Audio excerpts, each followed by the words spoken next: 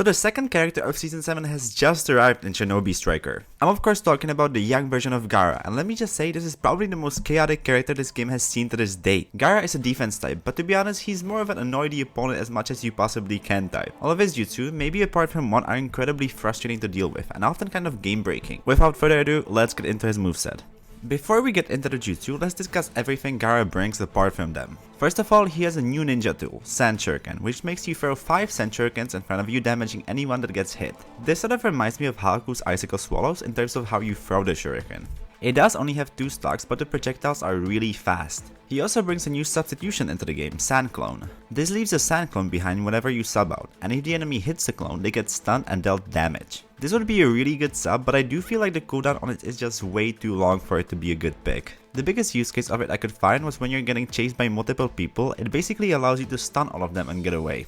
Okay, let's get into the most important part, Gaara's jutsu. His first one is Sand Tsunami, which creates a huge wave of sand that you stand on top of and that deals damage to anyone that gets hit by it. Secondly, after you're done with your surfing, the wave leaves behind sand wherever it was, and you can activate this jutsu again, damaging anyone that is currently standing on that sand. Okay, this jutsu is one of the wildest jutsus I've seen in this game. First of all, you can control the wave, which is already kind of crazy, and it's not exactly slow either. Secondly, it's unblockable, meaning that your only way of avoiding it is simply dodging it. And with the width of this thing, that's not exactly easy. Also, the wave doesn't exactly just simply go through you and deal damage, it keeps rolling until you either sub away or until the jutsu stops. This last part is what makes this jutsu kind of broken in my opinion, as you can basically plow the entire enemy team, and unless they use their sub, there's nothing they can do about it. It does take quite a while to activate when you use it, but it seems to give you super armor, meaning that there's no way to stop it once you press the jutsu button. This ninjutsu is absolutely crazy in base battle. You can literally sweep anyone in your way and there's nothing they can do. I haven't even touched upon the second part of this jutsu, but that's not to be underestimated either, as the area you can cover with the wave is quite large, meaning you're likely to catch multiple opponents in the sand explosion. As it is right now, this is arguably one of the best defensive type jutsus out there, and I would expect to see it a lot in the near future. Unfortunately, there do seem to be some glitches that this jutsu has. Every once in a while when you activate the second part, there seems to be this rather unpleasant sound. The other thing I've encountered is that sometimes you can create it and it will not allow you to move. These bugs can be frustrating, but hopefully they will get fixed soon enough. Gaara's second jutsu is Sand Coffin. First, you create 4 sand hands that track the opponent, dealing damage to them if they hit and trapping them in a sand coffin. Upon second activation, you perform Sand Burial, which squeezes the enemy, dealing further damage. This jutsu was initially kind of a mixed bag in my opinion. The tracking on the hands isn't bad, but it's not exactly perfect either, and the overall damage of this ninjutsu isn't particularly high in my opinion.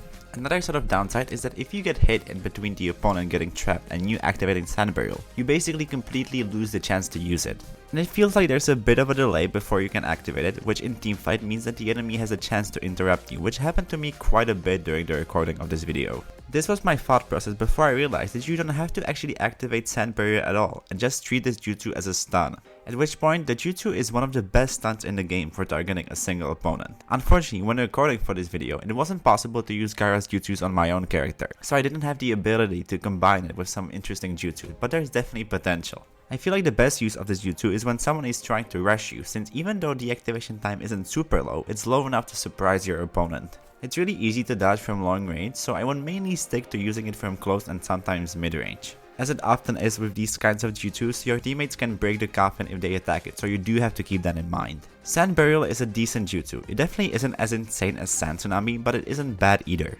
I do feel like an increase on damage would benefit it though. Also, I did encounter some glitches once again with this jutsu, as sometimes the hands did not seem to want to move, and every once in a while I had a problem with activating Sand Burial once I hit the opponent.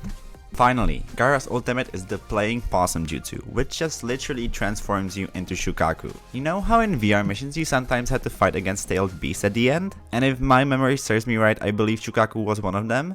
Yeah, so you basically literally turn into that like in every sense of the word. I do want to give some credit to the developers for trying to make a new ultimate, but as it currently is, this jutsu is incredibly weird and quite glitchy to be honest. First of all, you cannot move at all when you're in this form. You can only press the chakra dash button, which is supposed to teleport you to a different location. I say suppose because it does it maybe every 5 tries. I don't know if there's supposed to be some timer, but it feels really janky. When you turn into Shukaku, you get 2 new ninjutsus. Both of them basically do the same thing. They create a big wind shockwave that damages any enemy hit by it. The shockwave is quite big and wide, and it does deal a lot of damage too. But the problem is that getting Shukaku in a position where he's facing the enemy is damn near impossible, as Shukaku doesn't exactly like the idea of turning his head. That being said, both of the jutsus go through walls, which I understand that this ultimate would otherwise be pretty near useless, but it just doesn't feel right making it go through walls. After the ultimate expires, you go back to your original form. This has to be the weirdest ultimate in this game yet. I understand what they were going for, but it just doesn't feel finished, and has to be fixed if it wants to be good. I feel like it would have been better to just make Shukaku a bit smaller and give him the ability to move, and otherwise keep everything the same. Because as it is, Shukaku doesn't always fit where he wants to go. I don't know, maybe I don't understand this ultimate fully, but it just feels broken as it is. But I don't think it's completely hopeless. Hopefully some future update can save this mess. Overall, I do appreciate the attempt to make new jutsus that feel original, and I'll always rather have that with not optimal implementation instead of jutsus that are very similar to former ones. That being said, this young version of Gaara just doesn't feel finished. In the little time I spent recording this video, I encountered glitches with every single jutsu I used. And of course, since I played right after he released, I do expect that these glitches will get fixed soon. If we leave that aside, both Sand Tsunami and Sand Coffin are good jutsu, Sand Tsunami especially. Is it worth it to buy him as a standalone DLC character? To be honest, if you want to play with Gaara, just buy the season pass. It also has Borushiki, who's probably one of the best characters in the game in my opinion, but if you do want to buy Gaara alone, I would wait for a bit until the glitches get fixed. The ultimate is a weird one. It does have potential. If it gets fixed, it could be a good ultimate, but it's very messy as it is now. Yeah, that's about everything I have to say about Gaara. If you enjoyed the video, it would be greatly appreciated if you could subscribe or perhaps leave a like. Let me know what you think about Gaara in the comments. And yeah, thanks for watching. See ya!